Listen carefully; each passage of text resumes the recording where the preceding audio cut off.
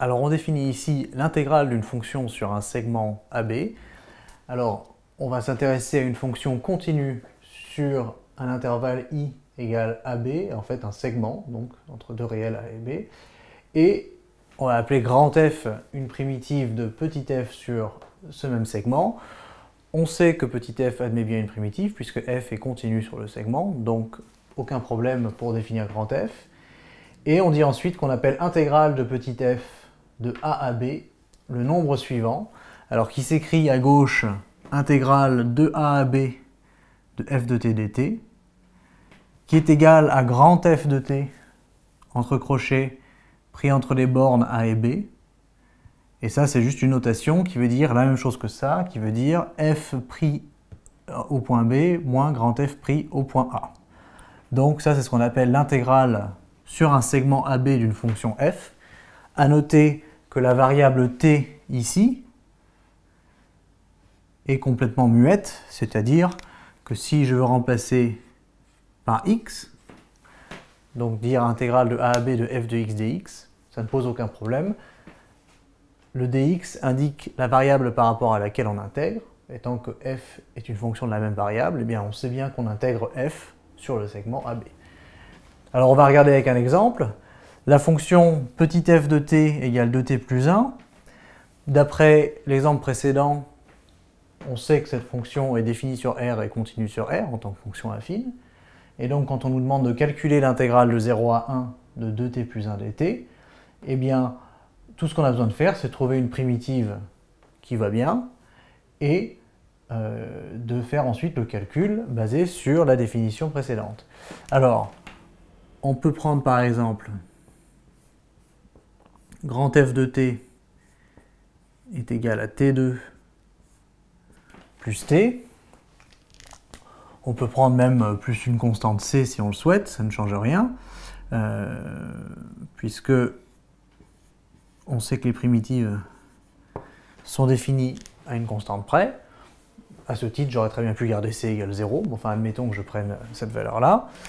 Je vais ensuite dire que l'intégrale de 0 à 1 de f de t dt, qui est donc l'intégrale de 0 à 1 de la fonction 2t plus 1 dt, ça c'est égal à grand F de t pris entre les bornes 0 et 1, donc c'est-à-dire t2 plus t plus c pris entre a et b, ce qui revient à la fonction f pris au point 1, alors pardon, c'est a et b ici, c'est 0, 1. Donc c'est la fonction grand F, sa valeur en 1, moins la fonction grand F, sa valeur en 0. Et ça va nous donner le résultat que je vais mettre ici pour que ce soit un petit peu plus lisible. Alors intégrale de 0 à 1 de f de t dt est égal à f de 1 qui vaut 1 plus 1 plus c. Donc c'est 2 plus c moins f de 0 qui vaut c. Et donc cette intégrale vaut 2. Et on voit bien qu'en fait la constante c n'a aucune importance puisqu'elle s'est simplifiée dans la soustraction f de 1 moins f de 0. Voilà. Alors, si vous vous rappelez ce qu'on avait dit au tout début, on avait dit cette différence f de b moins f de a représente l'aire en dessous de la courbe et entre la courbe et l'axe des abscisses donc. Et ici, si je trace en rouge la fonction f de t égale 2t plus 1, qui est une fonction affine, eh bien l'aire sous la courbe, c'est cette aire-ci. Et il semblerait que l'intégrale de 0 à 1 de f de t dt, qui vaut f de 1 moins f de 0, soit bien égale à cette aire en vert. Alors on peut le vérifier. On peut le vérifier assez simplement.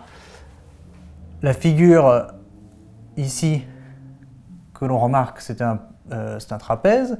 Et donc c'est une petite base ici qui vaut 1, une grande base ici qui vaut 3. Et l'aire d'un trapèze, si vous vous souvenez, c'est grande base plus petite base sur 2 fois la hauteur, c'est-à-dire grande base 3 plus petite base 1 divisé par 2, fois la hauteur ici qui vaut 1. Et je retrouve 4 sur 2 fois 1, ça fait bien 2, c'est-à-dire le même résultat qu'ici. Et j'en conclus qu'effectivement, cette intégrale de la fonction f de 0 à 1 représente bien l'aire sous la courbe et au-dessus de l'axe des abscisses, délimitée par les droites x égale 0 et x égale 1.